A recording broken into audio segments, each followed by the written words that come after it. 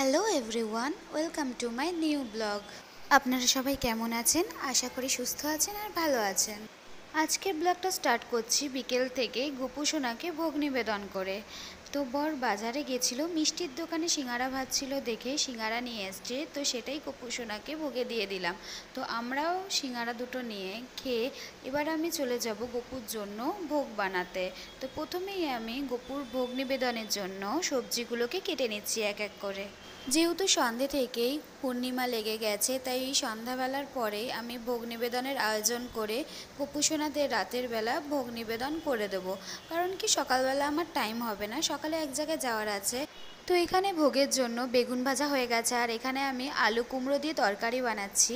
আর ভোগ বানাতে বানাতে দেখছি বাইরে বৃষ্টি শুরু হয়ে গেছে, আর বৃষ্টিটা কীরকম পড়ছে আপনাদেরকে দেখাচ্ছি। এই যে বৃষ্টি, তো আর ওই দিকটা চাঁদ দেখা যাচ্ছে, মানে মাথার উপর দিয়ে যে মেঘটা যাচ্ছে সেটুকু জায়গায় বৃষ্টি হচ্ছে, বাকি কিন্তু আর বৃষ্টি নেই। তো এদিকে বৃষ্টি দেখা কমপ্লিট করে আমি রুটিটাও ভেজে নিলাম, আর এদিকে আমার তরকারিটাও হয়ে গেছে।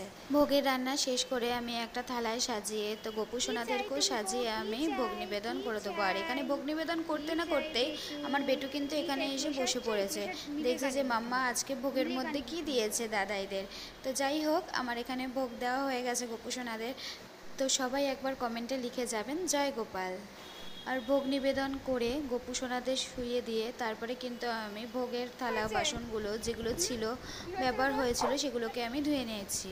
তো ধুয়ে নিতে নিতে এসে দেখি আমার এই বেটুটা বেডের মধ্যে উঠে কি হাল্লা করছে। একবার জাস্ট আপনারা দেখুন যে ও কী করে দুষ্টুমি। অনেকেই বলে না যে লাগুস খুব গুড বয়, ভালো, আমিও বলি যে খুব গুড বয়, কিন্তু এই মাঝের মধ্যে যে বাদরামি করে না, বাদরের বাদরামি দেখে আমার মাথা খারাপ হয়ে যায়। ওর এখন ইচ্ছা হয়েছে ও বেডের মধ্যে লাফালাফি করবে, তো ঠিক আছে লাফালাফি করুক, তাতে কোনো অসুবিধা নেই। কিন্তু এই মাত্র খেয়ে ও যদি এরমভাবে লাফালাফি করে, সঙ্গে সঙ্গে তো বমি করে দেবে, বমি করলেই তো শরীর খারাপ করবে।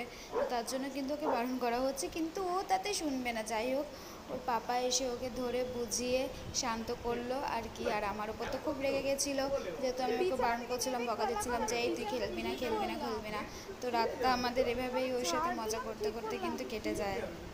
আচ্ছা, আপনাদের বাড়িতে যদি এরকম দুষ্টু বাচ্চা মিষ্টি দুষ্টুমি করে, তাহলে তখন আপনারা কি করেন একটু কমেন্ট করে জানাবেন তো। আর দেখুন, দুষ্টুমি করছিল, আমি বারণ করছিলাম দেখে আমার উপর কিন্তু কি রাগ দেখাচ্ছিল, ওর পাপা এসে বোঝাতে ও কিন্তু শান্ত হয়ে গেছে। আর আপনাদের বাড়িতে এরকম কি হয় আমাদের একটু জানাবেন তো কমেন্ট করে, যেখানে কার কথা শুনে আপনাদের দুষ্টু মিষ্টি বাচ্চাটা। তুমি থাকো, আমি একা থাকলে আমার উপর ঘ্যাও ঘ্যাও করছে, ভেবেছে মারবো করছে। যা যা বাবার কাছে যা। আর আজ হচ্ছে পরের দিন সকাল। তো পরের দিন সকালবেলা উঠে ঝাড়ু দেওয়ার সময় দেখছি একটা প্রজাপতি এসে বসে রয়েছে পাখিগুলোর খাঁচার উপরে। তো যাই হোক, ওকে আমি নাড়িয়ে চাড়িয়ে দেখছিলাম যে উঠছে কিনা। তো দেখলাম ওখানে বসেই রয়েছে, আর ততক্ষণে দেখলাম বর চলে এসছে বাজার করে নিয়ে। তো বাজারের মধ্যে কী কী ছিল তো দেখে নিচ্ছি। এখানে ছিল শসা, গপুদের জন্য মিষ্টি, আখের রস, তারপরে দই। দইটা হচ্ছে লাবুর জন্য। আর আমি গোপু সোনাদের আখের রস আর বিস্কিট দিয়ে ভোগ নিবেদন করে তারপর দেখলাম বর ধোসা এনেছিল, কারণ ধোসা অনেক দিন ধরে খাওয়া হয় না। তো বরকে বলেছিলাম যে যেদিন তোমার অফিস ছুটি থাকবে একটু ধোসা নিয়ে এসো, ধোসা খাবো। তো যাই হোক, বর নিয়ে এসেছিলো। সকালে জলখাবারে ধোসাটা খেয়ে নিলাম, আর মনে মনে আনন্দও হচ্ছিল যে সকালবেলায় কিছু আমাকে ব্রেকফাস্ট বানাতে হলো না, রান্না করতে হলো না। তো যাই হোক, ধোসাটা খেয়ে আমি কিন্তু রান্নায় লেগে পড়বো। এখানে আমার বর পেঁয়াজ কেটে দিচ্ছে মাছ রান্না হবে দেখে। আমার বরের হাতে কিন্তু খুব স্পিড, তাড়াতাড়ি রান্না করতে হবে দেখে ও কিন্তু তাড়াতাড়ি করে আমাকে পেঁয়াজটা আলুটা সমস্ত কিছু কেটে দেবে। আর এদিকে পেঁয়াজ কাটতে কাটতে দেখছি বাইরে বৃষ্টি শুরু হয়ে গেছে, আর লাবু কিন্তু বৃষ্টিতে ভেজার আনন্দ উপভোগ করছে। ও কিন্তু একটাও চান্স ছাড়ে না বৃষ্টি পড়লে ভেজার।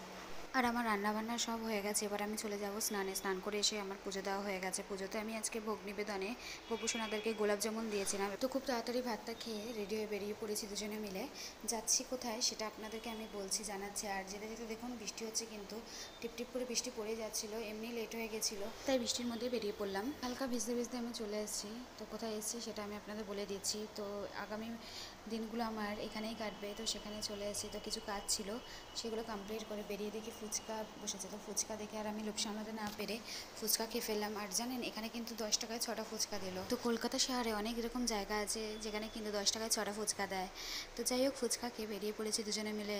বেরিয়ে 2 প্লেট বিরিয়ানি কিনে নিয়েছি, রাতে আজকে বিরিয়ানি দিয়ে ডিনারটা সারবো। আর রাস্তায় যাওয়ার পথে ফুল আর মালা কিনে নিলাম।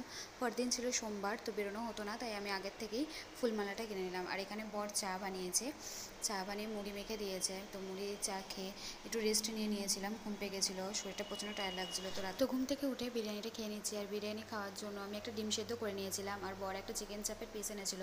তো এই চিকেন চাপের একটু গ্রেভি দিয়ে আমি বিরিয়ানিটা খেয়ে বাকি যে রাতে বাসনগুলো ছিল একটু সেগুলো মেজে নিলাম। আর লাবুরোর জন্য রান্না করা হয়েছিল, তো লাবুর রান্নার বাসনপত্রগুলো মাজা হয়নি বলে সেগুলোকেও মেজে নিলাম। মেজে আমার কাজ কমপ্লিট করে এবার আমি গিয়ে বসে বসে টিভি দেখবো, কারণ ঘুম তো হয়ে গেছে, তো ঘুম তো এখন সহজে আসবে না, তাই বসে বসে টিভি দেখবো। তো এখানে কাজ করতে করতে আজকের ভিডিওটা এখানেই শেষ করলাম। ভিডিওটা যদি ভালো লেগে থাকে তাহলে অবশ্যই একটা লাইক করে একটা কমেন্ট করে যাবেন। সবাই খুব খুব ভালো থাকবেন, সুস্থ থাকবেন। দেখা হবে আবার একটি নতুন কোনো ভিডিওতে। ততক্ষণের জন্য টাটা, বাই বাই।